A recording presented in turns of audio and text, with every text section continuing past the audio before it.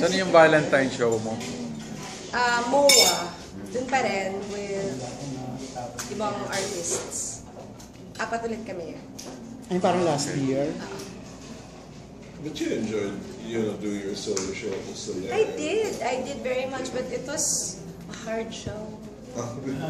At least pag kami kasama ka, pwede kang may sisipin. Magpahinga. Tsaka kasi nito. Okay na yung may ka-back to back kasi at least meron kang... Tayo huminga. Ha? Tayo ka huminga. Hindi, tsaka meron kang masisisi. Ang hirap kaya mag-isa ka lang. Ang hirap kaya. Sabi ko pa, we have to make the show tight. So ang tight niya, hindi ako makahinga. So, pwede huminga.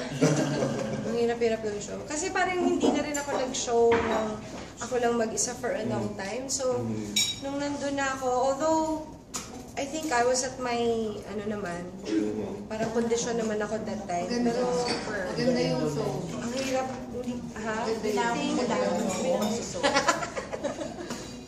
Ang hirap mag-show mag-isa. Is that going to be packaged by GMA as a TV special? Your show at the Soleil? No. It was, kasi it's too expensive for it to be televised. Each song, ang mahal-mahal. As much as, although they wanted it, as much as they wanted to talagang show it on TV, unfortunately we couldn't because, and I understand, kasi talagang ridiculously expensive. Hindi nila din mababawan. Sayang. Also, that way, I can restage it. Oh, again, yeah. Yeah. Yeah.